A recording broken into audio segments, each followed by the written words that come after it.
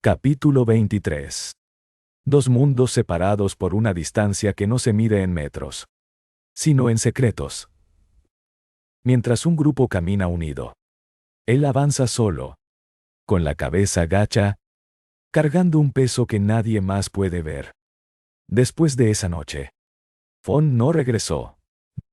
Los días pasaron como hojas arrancadas por el viento, y Jack sigue sin entender qué ocurrió realmente.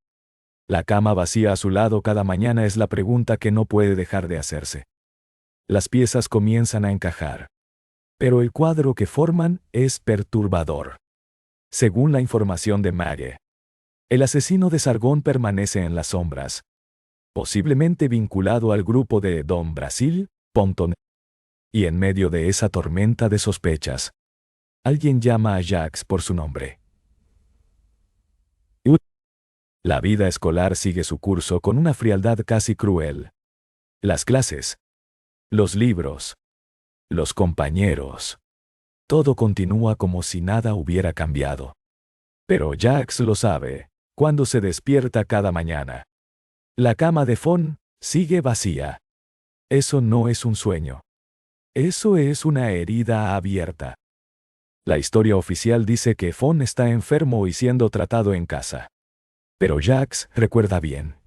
Cuando tuvo una fractura de costilla, regresó al día siguiente como si nada. Algo no cierra. Y entonces llega la noticia de que un pariente de Fon contactó a la escuela. ¿Un pariente? El nombre que aparece en los registros es Jax Verne, como número de contacto familiar.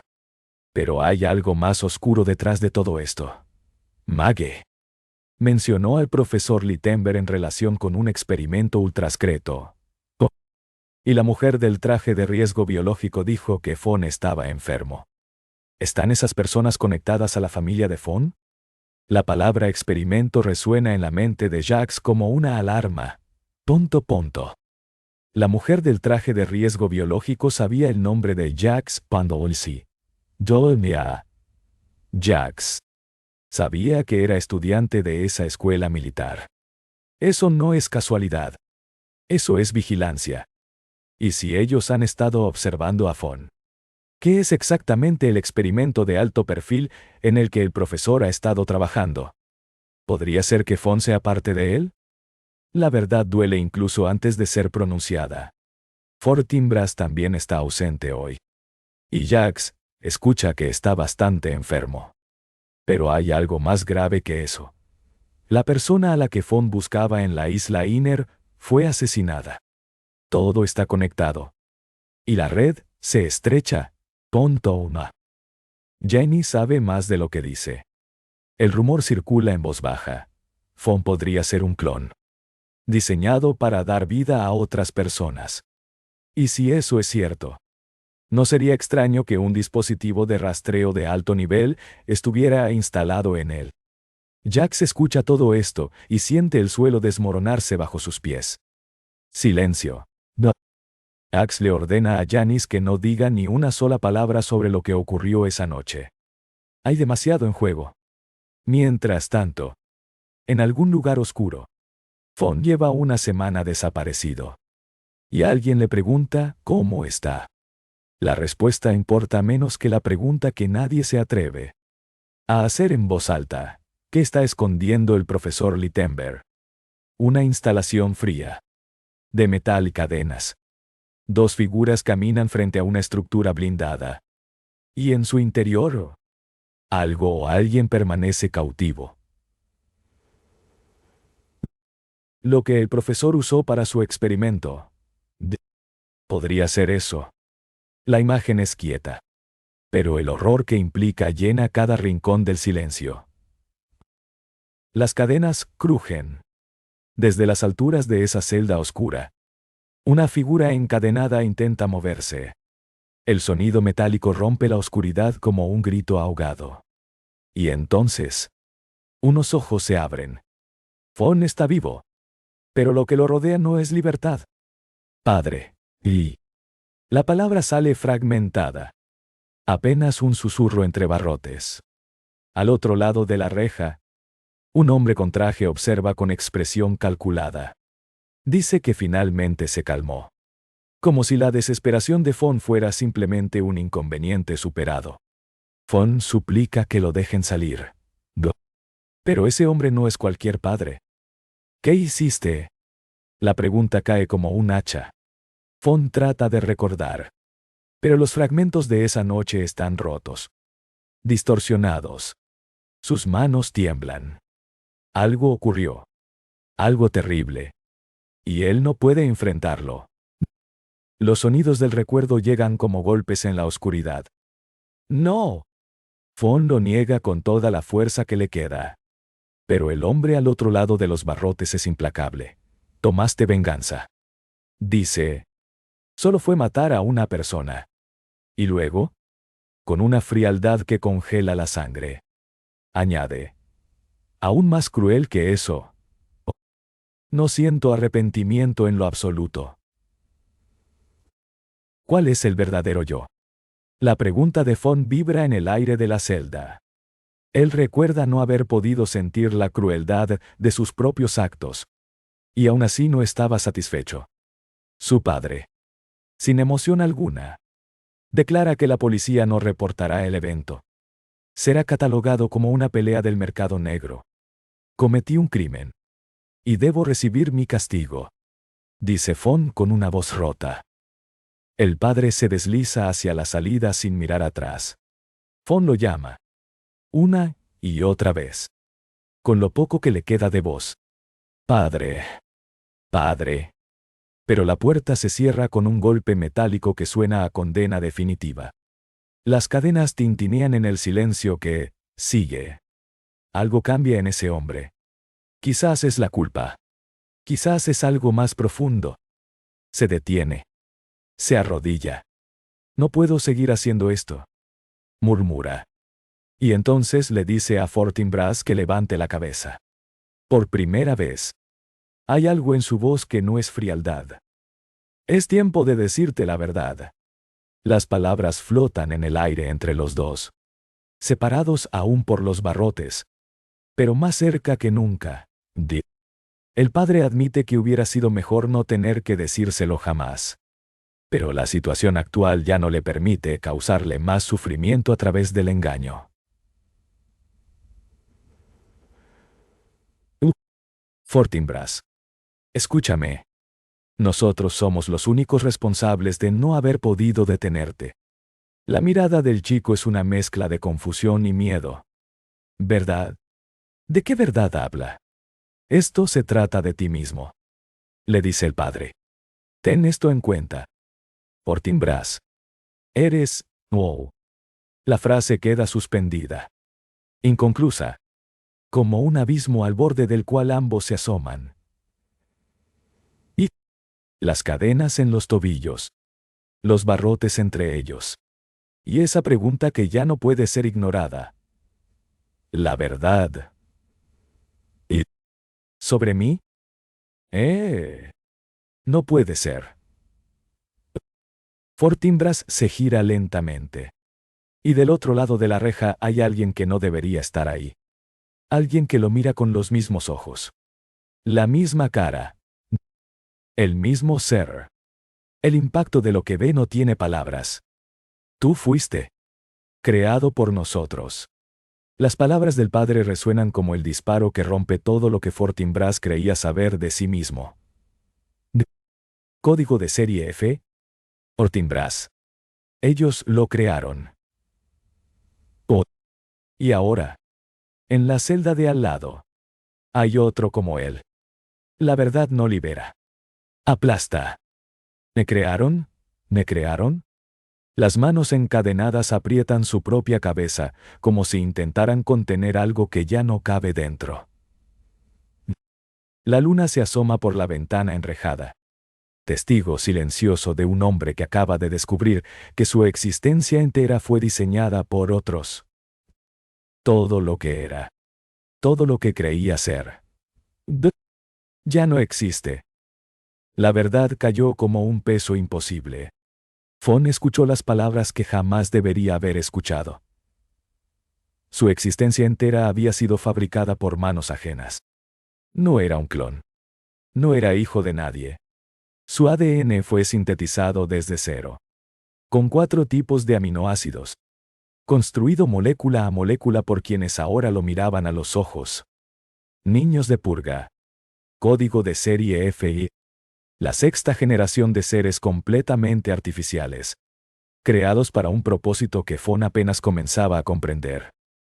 Durante 13 años, fue un organismo gestado en un útero artificial de laboratorio, Ponto Bialabu. Sus recuerdos de infancia, aquellos momentos junto a sus padres, habían sido escritos en su cerebro por un programa llamado Educación del Mesías. Tonto. Fon se aferró a sus recuerdos con desesperación. Pero el hombre sacó un dispositivo electrónico y lo extendió ante él. La evidencia era tan fría y calculada como la propia verdad. Los registros mostraban cada año dentro del vientre artificial. Temperatura corporal. Conducta documentada. Y algo más. Desde que salió, un chip de identificación había sido incrustado en su cuerpo para vigilarlo en silencio. La pareja, Millfield. Actores reclutados para interpretar el papel de padres adoptivos cuando Fon cumplió 13 años puntos y medios. La calidez de su madre. La mirada de su padre. Todo formaba parte de un libreto meticulosamente diseñado. Durante medio siglo la isla se había corrompido. Y ellos decidieron que se necesitaba un líder forjado por sus propias manos. Aplicando modificaciones genéticas en humanos, habían convertido el juego de dioses en un negocio lucrativo y aterrador.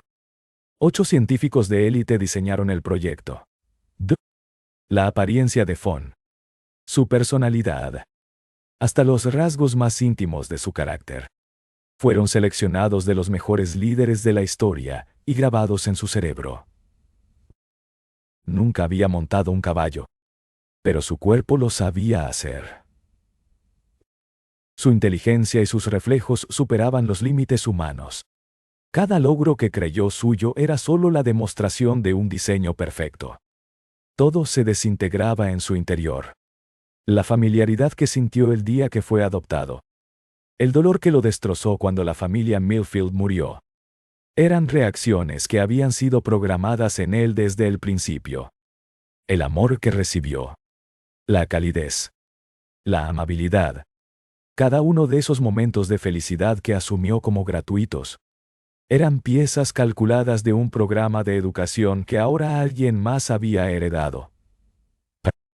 Fon se derrumbó bajo el peso de la pregunta más cruel: si sus padres lo amaron. Fue solo porque él era parte del proyecto. Todo lo que recibió tenía una intención detrás. Sin excepción. El hombre insistió. Lo amaron de verdad. Aunque sus pensamientos estuvieran alineados con el proyecto, punto. Pero Fon lo sabía. Sintió amor solo porque fue diseñado para sentirlo de esa manera. Una entidad artificial. Eso era lo que era. Desde el primer instante. Su camino estaba trazado antes de que existiera. Y ahora se preguntaba qué parte de sí mismo era real. ¿Y dónde comenzaban las mentiras? El laboratorio producía nuevas entidades mientras hablaban.